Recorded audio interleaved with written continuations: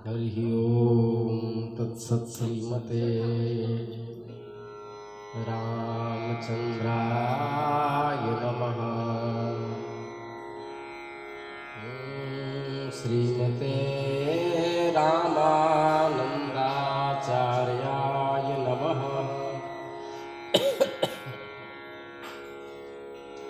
श्रीमते मलूकदासाय नमः।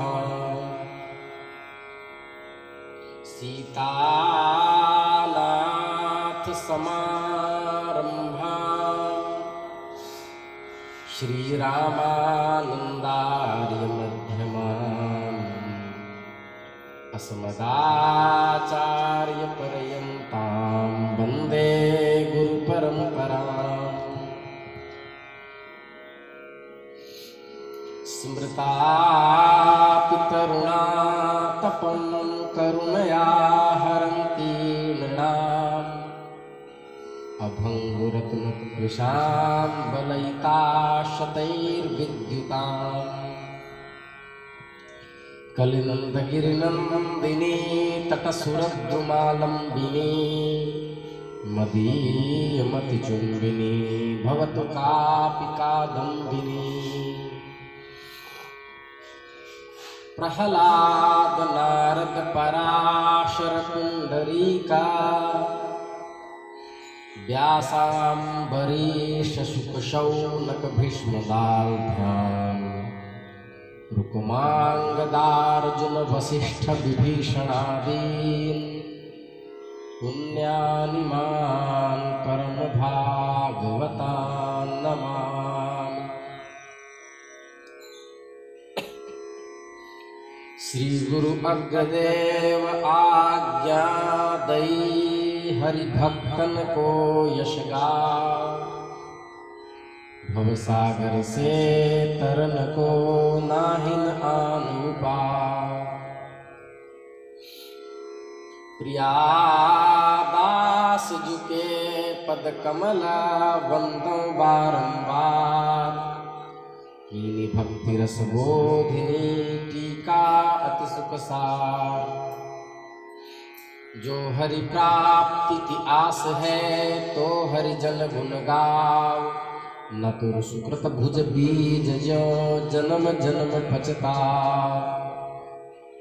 चारों जुगन में भगत जे तिनके पद की धूल। सर्वस सिर धरि राखी हो मेरी जीवन मूल। भक्त भक्ति भगवंत गुरु चतुर नाम वपुए।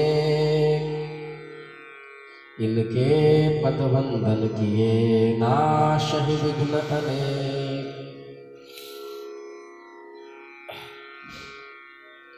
कृष्ण गोविंद गोविंद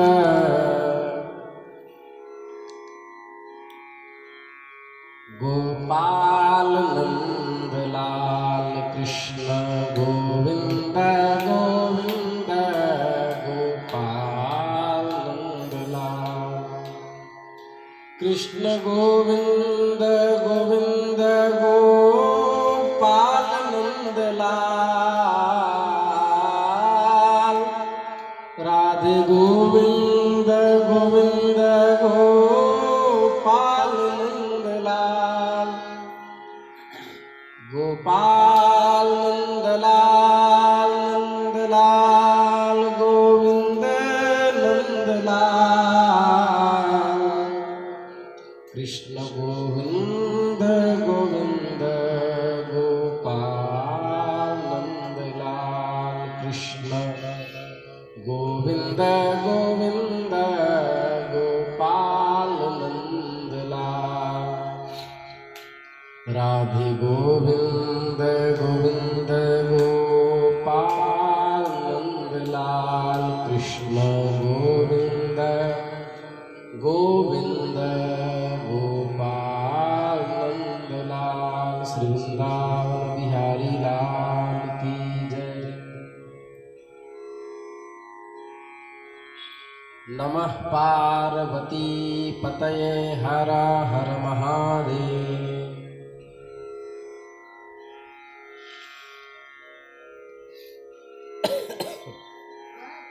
भक्तवांछा कल्पतरु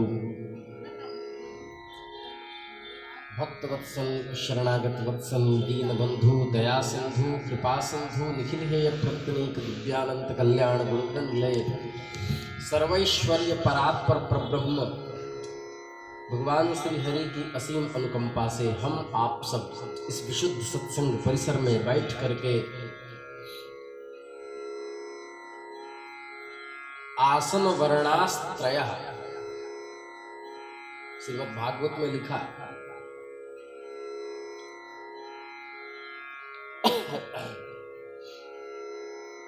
वहां लिखा है कि सतयुग में भगवान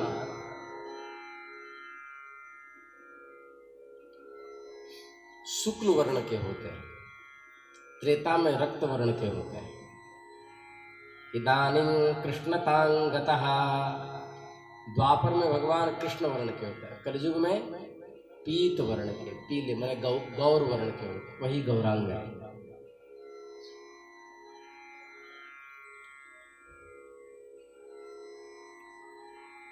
हेमांगो चंदनांगदी,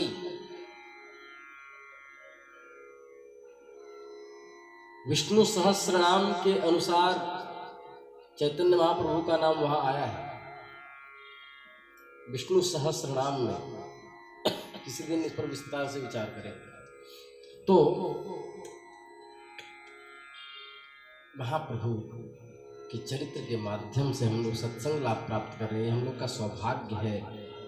श्रीमद् भागवत के 10वें स्कंद के 39वें अध्याय का 28वां श्लोक बड़ा प्रसिद्ध है। निवारयामः,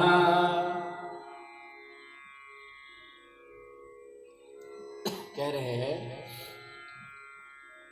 निवारयामः समुपेत्य माधवम् किं नो करिष्यन् कुलवृद्धबान्धवाः मुकुन्द संगान्निमिषार्धदुस्त्यजा दैवेन विध्वंसि तदीनचेतसा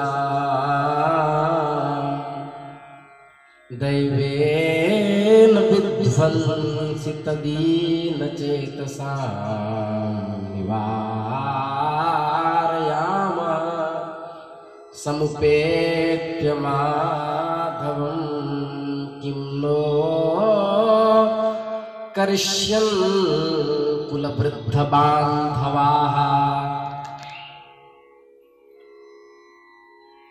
कह रहे हैं गोपियां मथुरा जाने के समय श्री कृष्ण के वियोग के दुख में कह रही है, अरे सखियों न हो तो चलो हम सब भगवान के सामने रथ, जब भगवान के रथ हमारी वृंदावन से मथुरा की ओर निकलेंगे तो उन रथ के सामने लेट कर किसी भांति उनको मथुरा जाने से रोकेंगे। यदि कहो कि कुल के बड़े बूढ़े के सामने ऐसा साहस हम कैसे कर सकती हैं, तो इसकी बात तो यह है कि जिन मुकुंद के मुख कमल को देखे बिना एक क्षण भी हम लोग नहीं रह सकती, उन्हीं का आज दैव योग से असह्य वियोग जन्य दुख उत्पत्ति हो रही है, दुख उपस्थित हो गया है। ऐसी दीन चित्त वाली हम दुखिनियों को बड़े बूढ़े के कुल क्या कर सकते हैं, उनका हमें क्या भय। दैव बलात्, लगता है सौभाग्य हमसे रूठ गया।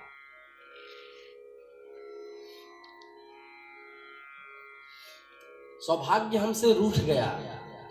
दैवेन विध्वंसि तदीन चेतसा, कुल के बड़े बूढ़े भी देखेंगे तो कहेंगे जाने दो, बेचारी दुख की मारी। महाप्रभु का वैराग्य भी दिनों दिन ऐसे ही बढ़ता जाता था। उधर विरोधियों के भाव भी महाप्रभु के प्रति अत्यधिक उत्तेजनापूर्ण हो रहे थे। दुष्ट प्रकृति के कुछ पुरुष महाप्रभु पर प्रहार करने के लिए सुयोग ढूंढने लगे, अवसर ढूंढने लगे। महाप्रभु ने जब ये बात सुनी तो उनको अपने भाइयों के प्रति महान दया आई। संतों के हृदय में दया होती है।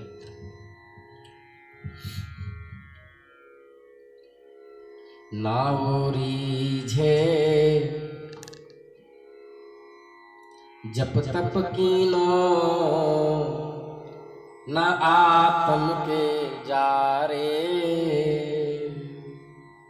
नाव रीझे धोती टांगे, न काया के पखारे। दया करे धर्म मन राखे, जग से रहे उदासी।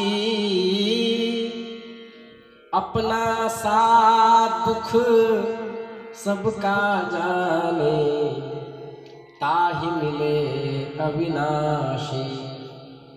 सहे कुशब्द बादल त्यागे, छाड़े गर्व गुमाना। यही रीझ मेरे प्रभु रघुवर की, कहत मलूक दीवाना। महाप्रभु को दया आई। वे सोचने लगे ये इतने भूले हुए लोग हैं, भटके हुए लोग हैं, संसारिक जीव हैं, ये रास्ते पे कैसे आएंगे। एक दिन महाप्रभु भक्तों के सहित गंगा स्नान के निमित्त जा रहे थे और रास्ते में प्रभु ने 2-4 विरोधियों को अपने ऊपर ताना कसते हुए सुना।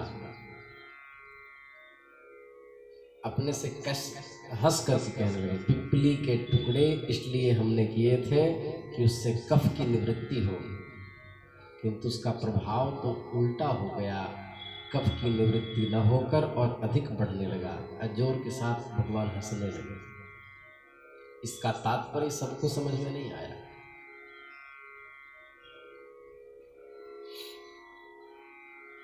पिपली का टुकड़ा मतलब गृहस्थ धर्म। कफ की निवृत्ति मतलब यहाँ के जो भगवत विमुख लोग हैं उनको भगवान के मार्ग में लगाने की योजना महाप्रभु की थी, लेकिन कफ और बढ़ गया। असज्जन पुरुषों की, दुष्ट पुरुषों की वृद्धि और हो गई। तो इसका उपाय क्या है? नित्यानंद जी ने एकांत में भगवान से पूछा, आप क्या कह रहे थे? उसका तात्पर्य समझना चाहते। मेरा हृदय उत्कंठित हो रहा है। श्रीपाद, तुमसे क्या छिपाऊं? तुम तो मेरे बाहर चलने वाले प्राण ही हो। मैं अपने मन की दशा छिपा नहीं सकता।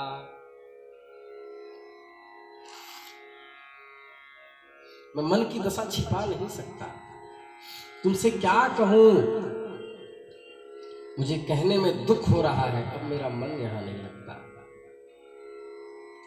मैं अब अपने अधीन नहीं हूं। जीवों का दुख हमसे देखा नहीं जाता। मैं जीवों के कल्याण के निमित्त अपने सभी सांसारिक सुखों का परित्याग करूंगा। मेरा मन अब गृहस्थ में नहीं लगता। अब मैं परिव्राजक धर्म का पालन करूंगा। परित्यज्य सर्वम व्रजति इति परिव्राट सएव परिव्राजकः। परित्यज्य सर्वं त्यक्त्वा वनम प्रति यह गच्छति व्रजति असो परिव्राजकः। सब छोड़ करके जंगल चला जाता है। परिव्राजक का यही अर्थ है।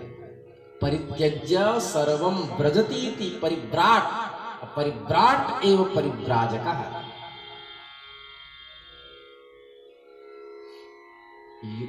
नवुल प्रत्यय होकर के अक होगा वहां। और अत उपधाया से रेफोत्तरवर्ती अकार को दीर्घ होकर बनता है परिव्राजक। परिपूर्वक ब्रजगतौ धातु से नवुल, युवोर नाकौ से अक और रेफोत्रवृत्ति आकार को अत उपधाया से दीर्घ होकर परिव्राजक बनता है, जिसका अर्थ है सब कुछ त्याग करके जंगल का आश्रय लेना है। जंगल में जोगी रहता है, कभी रोता है कभी हंसता है।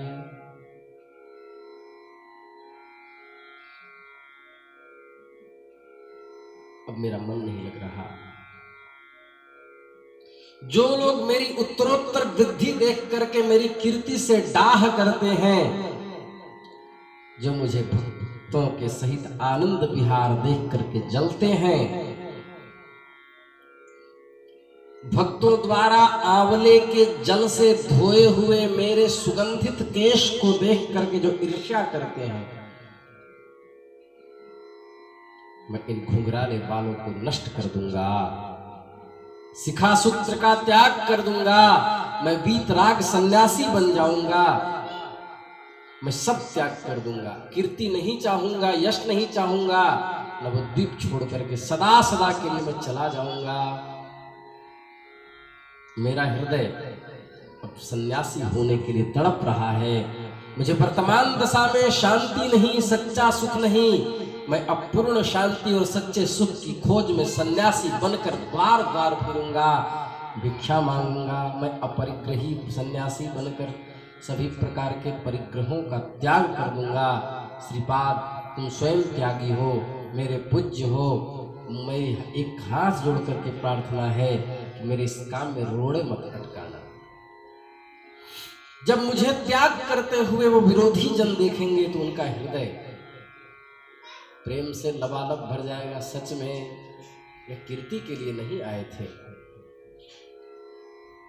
प्रभु की बात सुनकर नित्यानंद अधीर हो गए। उनके शरीर का होश नहीं रहा। प्रेम के कारण नेत्रों से अश्रु विप्लव होने लगे। उनका गला भर आया। रूंधे हुए कंठ से रोते रोते उन्होंने कहा, हे भगवान, आप सर्वसमर्थ हैं, सब कुछ कर सकते हैं। मेरी क्या शक्ति है कि आपके काम में मैं रोड़े अटका सकूं?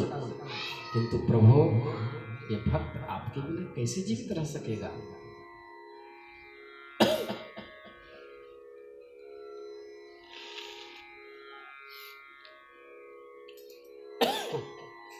आपने कभी सोचा उस फूल सी कोमल विष्णु प्रिया की क्या दशा होगी? बूढ़ी माता जीवित नहीं रहेगी। अपने प्रिय पुत्र से उनको शरीर के दाह के कर्म का सौभाग्य प्राप्त नहीं हो सकेगा। प्रभु, निश्चय समझिए, माता आपके बिना जीवित नहीं रहेगी। श्रीपाद, आप ज्ञानी हैं, सब कुछ समझते हैं। सभी प्राणी अपने अपने कर्मों के अधीन है। जितने दिनों तक जिसका जिसके साथ प्रारब्धात्मक संबंध होता है, उतने ही दिनों तक उसके साथ वो रह सकता है। लेकिन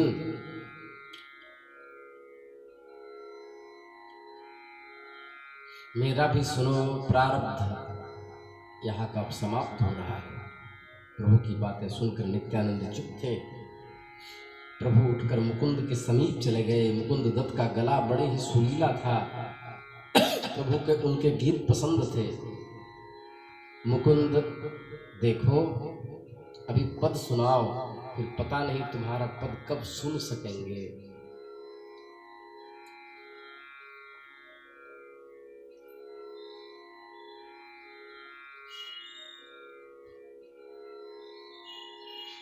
क्यों क्यों प्रभु, मैं तो आपका सेवक हूँ। जब भी आज्ञा होगी तभी सुनाऊंगा। मुकुंद, अब हम नवद्वीप को त्याग देंगे, सिर मुड़ा देंगे, काशाय वस्त्र धारण करेंगे, द्वार द्वार टुकड़े मांगकर अपनी बुभुक्षा शांत करेंगे। नगर के बाहर सूने मकानों में, टूटी कुटियाओं में, देवताओं के स्थानों में निवास करेंगे। जो आनंद संत फकीर करे, वो आनंद नाही अमीरी में। जो आनंद संत फकीर करे, वानंद नाही अमीरी में, जो आनंद संत फकीर करे। मैं गृह त्यागी वैरागी बनूंगा।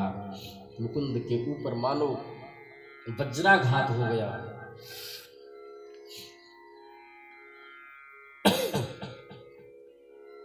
उस हृदय को बेधने वाली बात को सुनते ही मुकुंद दत्त मूर्छित होकर के गिर पड़े। उनका शरीर पसीने से तर हो गया। दुख से कातर होकर स्वर में बिलख बिलख करके कहने लगे, प्रभु हृदय को फाड़ देने वाली आप कैसी बात कर रहे हैं?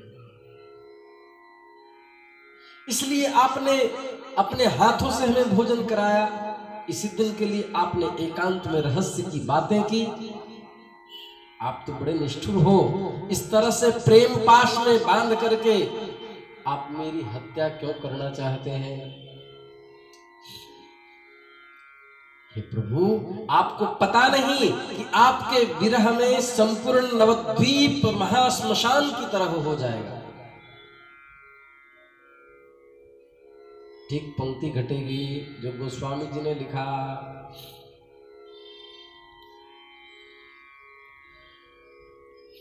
लागत अवध भयावनी भारी, लागत अवध